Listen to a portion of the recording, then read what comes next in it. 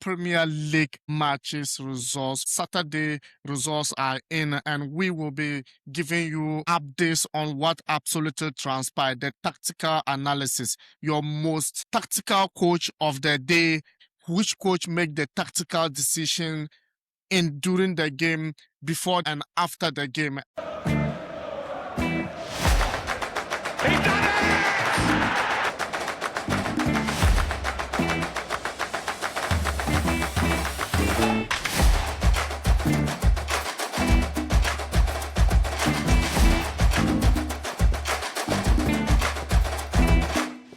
Manchester United won their game against Tottenham in Old Trafford. Arsenal also won massively against Sunderland in Emirates. Chelsea won against Wolves away from Stamford Bridge. And hey, let's go in and make it happen. With me is Ima, and Eddie will be joining us as we continue. So Ima, United, Tottenham, was it a fair result, to be precise? Yeah, I think it was a fair result in my opinion. United has been on a very good form for the past 3 games now. So going into this game and also playing at the Old Trafford, I was expecting a win from Manchester United, and they did a massive job today. I think if they appointed Michael Carrick earlier, maybe things wouldn't have been that bad for United this season. But it's all good now. They are fourth on the league table, I think so, and between them and Aston Villa, I think it's with just 3 points below Aston Villa and 1 point above Chelsea.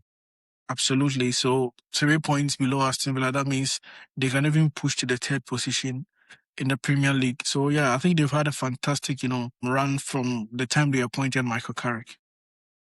Yeah. So after the game, Bruno Fernandez made mention that Michael Carrick should be appointed for Manchester United, or he should be Manchester United coach. He always made mention it to him because he came in and he changed things for them. And what he does is give the players more freedom on the pitch. You can be whatever you want to be, but you need to stay on focus with the plan, and also give them individual pressure. Do you think this is really making United perform, or Bruno Fernandez is just happy with the wins? And before you go in, this is the 4th consecutive win Manchester United, and he is the 3rd coach to win 4 consecutively for Manchester United. But by mind you, he's still an interim coach. Yeah, I think from the players' perspective, they will say they would like to, work under a coach like Michael Carrick.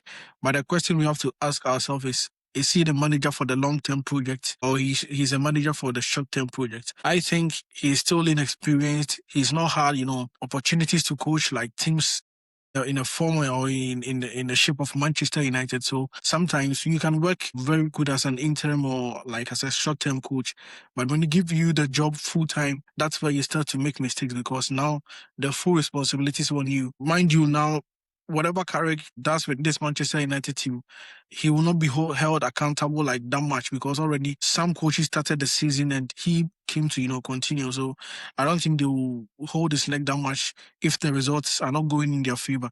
But I think for the past 4 games, he's played about 3 major teams in the Premier League.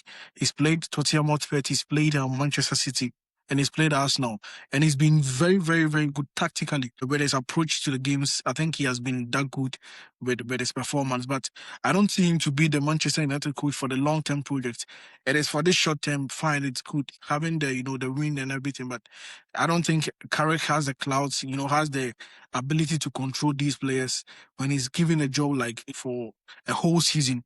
Mind you, we saw Ole Gunnar Solskjaer when he came in as an interim. He also did the same thing. So I'm not that surprised with what he's doing. Sometimes a new manager bounce, the players feel, they feel like they are free from the Amorim pressure and everything, because Amorim too was tactically disciplined. And if he tells you do this, he expects you to do the same thing on the field of play. Sometimes that restricts players that much that they can't play their free-flowing football. So under Michael Carrick, I think the players have the freedom to, express themselves on the field. And also when you leave players to play as a collective unit like that, they will give you the result. But going on, mind you have to manage the players too. And the good thing that is helping Manchester United this is they are playing only in the Premier League. So they have more days to rest. That is one factor that is helping them that much. If they are to play in other competitions from next season, that is where the problem starts to, come in. And I think Michael Carrick is not a man who can manage the players to get, some of these results. For now, I think he's done a perfect job. And we've seen it from so many other coaches, not just Michael Carrick. So I don't think, for me personally, I don't think he's a man for the job to coach Manchester United for a longer period. Eddie, it's like you were saying, what do you have to say as a All right, United so fan? you were saying the players have, since they are not participating in other competition, they have the time to rest. When Amorim was there, this was the same situation. No, we didn't participate. Like the participation in other competition were not there, but at the same time, we also losing the Premier League as well. So it's much more of a factor of the players, being available, mentality wise. It's No, I disagree with what Eddie is saying because, mind you, when the season started, yeah. they were in the FA Cup They were in and they were FA playing Cup. the Cup. Absolutely. So along the line, they dropped out. Yes, That's so what he's so when saying Michael exactly. Carrick so when Michael Carrick took over, you guys are not playing in any other In any competition. competition, That is what I'm talking you about. only have Premier League to Sometimes, play. yes, because when you're playing in different competitions, you have to manage the players. Manchester United don't have like a very strong bench, so mostly you go with the same players on the field of play, and that will cost you like much when you're And and when you're and, playing and one when thing you're a coach. one thing I saw with Michael Carrick is he maintained the back four and then the midfield two. For them, he doesn't change them, but he is able to twist the offensive midfielders and then the striker.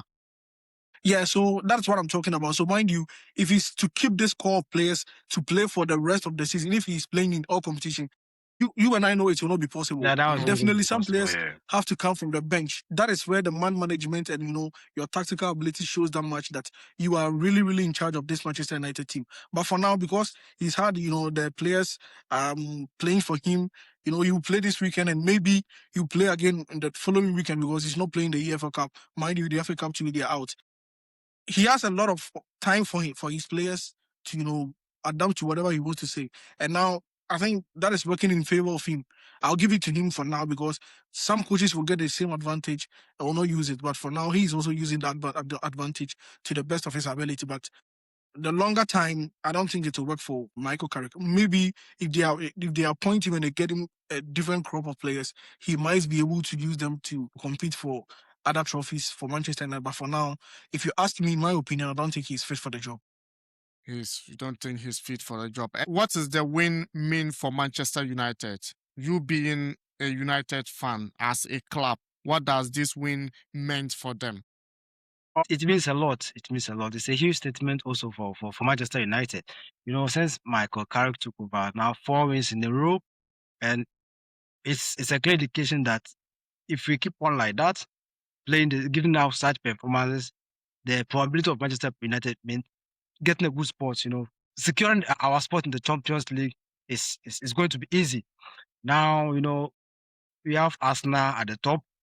Also, I think Manchester City and Aston Villa, then Manchester United, then Chelsea. Oh, but Aston Villa in 2 games now have they've not been able to pick out a point. Like pick the not 3 points or ended in the draw. So if United keep on like this, I think getting the second spot, or the third spot is going to be easy for Manchester United. So that's what.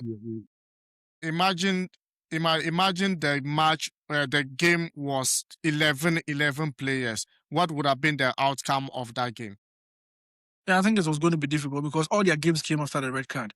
And for me, in my opinion, that red card incident was somehow harsh because he went in for the ball, but there's no way he was going to pull his leg because he has already moved his leg. He played the ball, so definitely he was going to touch the player. I think the referee was a bit harsh on the red card decision. And VAR didn't even go to check about it. Absolutely. So I don't know why the VAR didn't intervene because there was no way Romero could pull his leg back. Already he has kicked the ball and his leg is already in motion.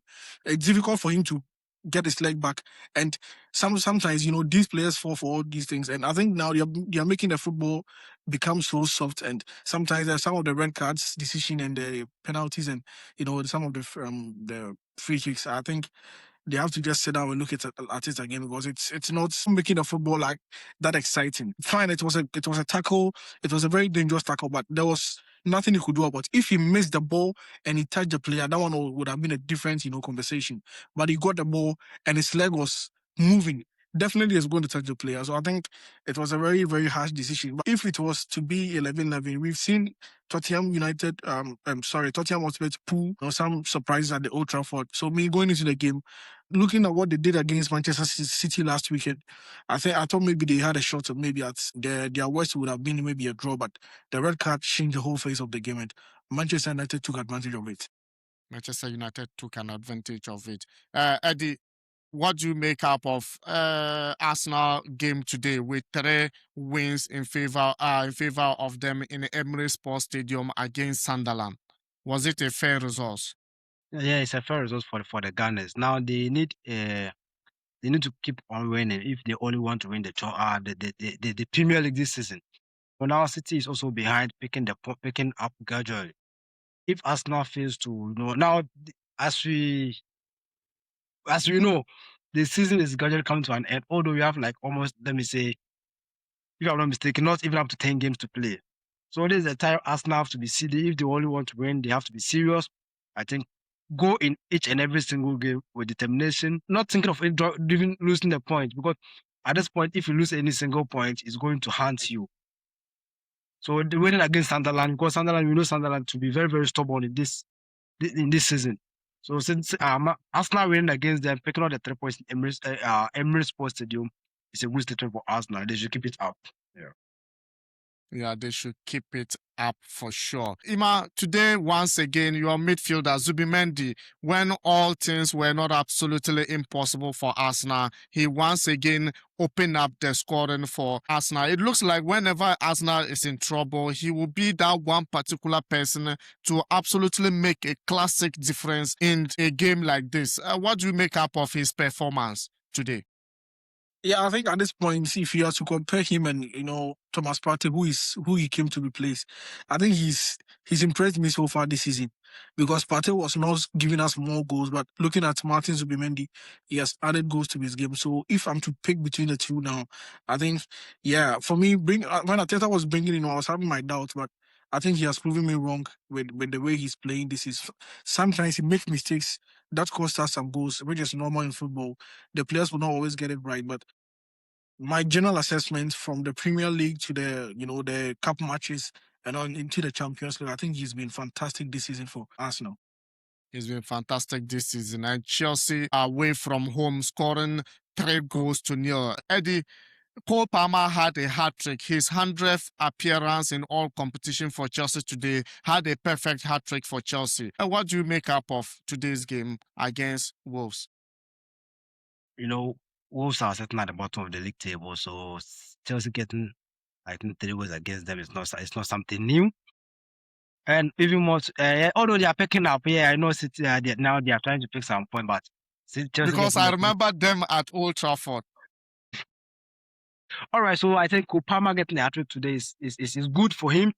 He has been silent for a long time now. So getting he had injury, he came back and then getting the hat-trick today is good for him. I'm happy for I'm personally happy for him, and he should keep it up. This hat-trick might help him, getting his feet again in the squad of Chelsea. Yeah, it will get him his feet again in the game of Chelsea. Ima, what do you make up of that game? Rosinho absolutely changed back to back 4 against Arsenal when he used the back 5. Well, I think the coach is becoming more pragmatic. He approaches the games based on the opponent and how he will set up. He's played against tougher opponents. He knows how to set up.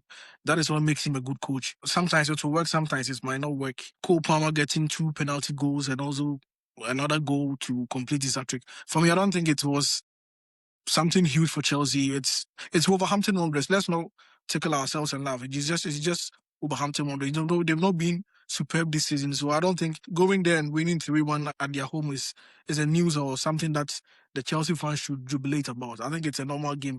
They took the opportunity. Mind you, it was even 2 penalties that they had, and from the opening play, they scored I think 1 goal, right? Yeah, and they had 2 penalties that completed his hat-trick. Right? It was a cool game for Chelsea. The only positive side is the coach being pragmatic and changing his tactics as he goes into the games and know how to set up against different opponents. So sometimes when you're playing against head coaches, it is very difficult for you to know their tactics because you don't know the players they will introduce or the players they will start in their games. They start the games based on the play. They go into the games based on the players that they have and the tactics that they are going to deploy. So I think for him, the Chelsea's coach is doing something different, though it has not worked in favor of him like that much. But I think after the preseason, from maybe next season, he will get his core, set up and make sure Chelsea will get his style of play very well. So, which manager got the tactics right today? The manager who got his tactics right today. The manager who got his tactics right today. I think I'll give it to Rosinho. Yeah, he got his tactics right because ever since he took over Chelsea, I think 5 games. He has managed 5 games 5 games so far.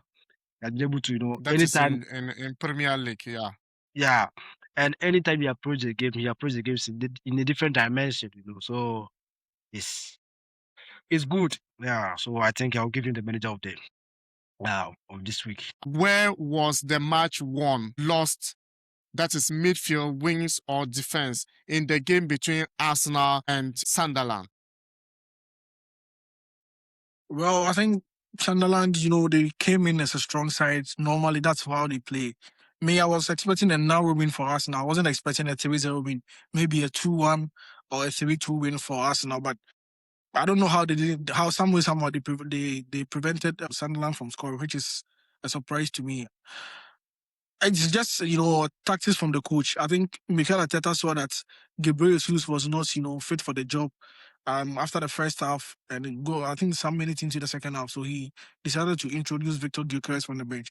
And mind you, if it is to continue this way, he will give Victor Gyökeres more confidence coming into the games than starting the games because he feels like now it's a competition between him and Gabriel Jesus. So he has to find a spot in the heart of, attack, which I feel is a good thing that the players are competing very well for. And Kai Havertz is back.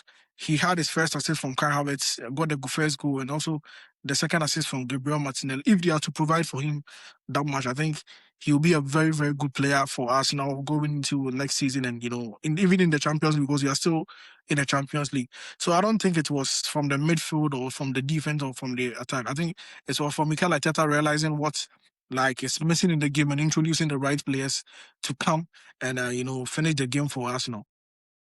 Yeah, finish the game for Arsenal. Eddie, most disappointing performance today? Most disappointed performance, I think I'll give to the Newcastle against Brentford. Newcastle playing at home, had the opportunity to win the game, but they failed to do so.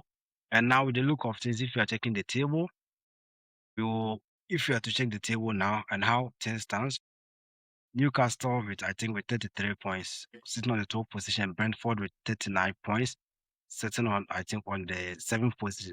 So Newcastle playing at home should have, based on this opportunity, to increase, to come a bit upper, but they failed to do so. So it's just a disgrace, yeah. And now their next game they will play against Tottenham. Things might get messy for them. So, might any player change the game off the bench today? Yeah, definitely it has to be Victor Gyökeres.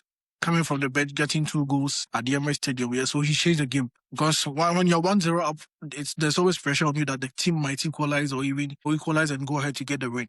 So when you get a player from the bench, coming off from the bench and getting 2 goals for you, I think he's a player that changed the game for Arsenal.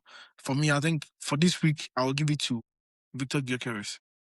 So, Eddie, is there any star player that actually didn't show up in today's games? I think they all give us the performance they're supposed to give us. So, yeah, that's it. Yeah. Well, Okay. if the games are approaching, all players are excited. They go for trainings, come to the field to give us, what they've been practicing. So if you came on to or didn't this weekend you didn't perform, I think, yeah. So is that. That's and Ima, lastly, thoughts on the starting lineup. Any surprises that you absolutely see today? Well, I don't think I saw so many surprises from the coaches. I think they started the players that were available, the players that were free to play. And For me, I wasn't expecting any player to play who didn't play this weekend. Unless maybe that player is on injury or something. But for me, I think your coaches, had to deal with the player that they had and, find a way to get the result. And that's exactly what they did this weekend. That's exactly what they did this weekend for sure. And hey, tomorrow we have a big game coming your way, Super Sunday clash. Eddie, your predictions on Liverpool versus Arsenal, Manchester City in Anfield. What do you make up of that game? All right, so I'll be expecting Liverpool to win the game. Ima, your prediction on that one. How do you see it? I don't know. It's an open game. I don't see any of them like superior over there, that they are on the same level for now. The way they are playing, though Liverpool have been struggling with, it seems City too are also going through their own problems. It is an open game tomorrow. As an Arsenal fan, I hope like Liverpool might, steal the win for us to extend the lead. But Manchester City is still Manchester City, and they can go to the Anfield and still get the result. It is an open game for me. It's difficult for me to predict. So the best team will win on the day. The best team will win on the Yeah, so day, guys. if Liverpool is to win the game tomorrow, as my brother said, it's going to give Arsenal, the momentum, the hopes that that they can still fight for they can still pick the trophy, the Premier League trophy. But if City is to win tomorrow, then it's going to give Arsenal, they're going to put Arsenal in a very tough and tight spot. Yeah, then Arsenal have to do extra. Arsenal and Arteta have to go extra miles, for them to win the league. For them to win the league for sure. And guys, thank you very much for joining in. Thank you very much for your time. And hey, if you haven't subscribed and you are new, subscribe, like, and share the video. And we're going to see you in the next video. Ciao.